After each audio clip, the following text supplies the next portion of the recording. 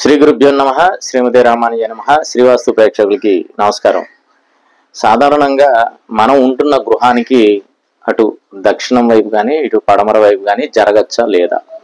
చాలామంది ఏంటంటే గృహం పక్కనే, అంటే మనకి తూర్పు స్థలం ఉండొచ్చు, లేదంటే ఏ భాగంలో అయినా దక్షిణ గృహం ఉండొచ్చు. అనుకోకుండా మనకి దక్షిణం ఉందో లేకపోతే పడమరదో ఒక స్థలం మనకి వచ్చే అవకాశం ఉండొచ్చు. అంటే వాళ్ళు అమ్ముతున్నారు, మనం తీసుకోవచ్చు అని చెప్పేసి అని జరగచ్చా లేదా?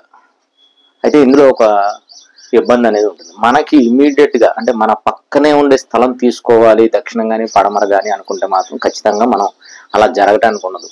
లేదు మనం జరుగుదాము, మనకి తక్కువకి వస్తుంది, లేదంటే ఖచ్చితంగా అది మనకు కలిసి వస్తుంది, వాళ్ళు మనకి సంబంధికులు ఇచ్చేస్తున్నారు, దాన్ని తీసుకోవాలి కంపల్సరీ, మనం అది జరిగే పరిస్థితులు ఒక్కొక్కసారి ఏంటంటే పాతకాలం నిర్మాణాలు యువతలు చేసి అవతల గడ్డి మావులో లేకపోతే ఇంకోటి ఏదో ఇవి వేసుకునే పరిస్థితి నుండి అలాంటిది జరగాల్సి వస్తే ఏం చేయాలి?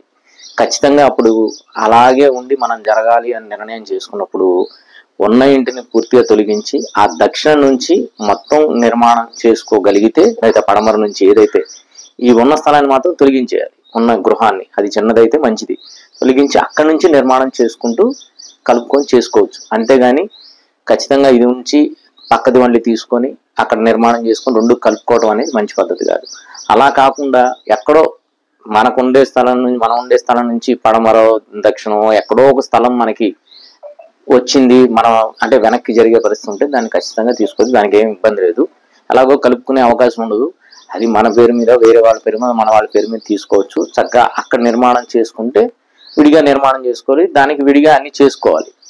కానీ ఇంటి పక్కనే ఉన్నప్పుడు మాత్రం ఇలాంటి నియమం ద్వారా మనం కావాలంటే ఆ విధంగా కలుపుకోవచ్చు, లేదంటే సపరేట్ గానే దాన్ని తీసుకోవాలనుకుంటే తీసుకోవచ్చు. జై శ్రీమన్నారాయణ. వాస్తు సంబంధించి మరిన్ని విశేషాలు తెలుసుకోవడానికి, మీ ఇంటి ప్లానింగ్ మరియు వాస్తు సమస్యలు తెలుసుకోవడానికి మా ఛానల్ సబ్స్క్రైబ్ చేయండి, లైక్ చేయండి, అలాగే షేర్ చేయండి.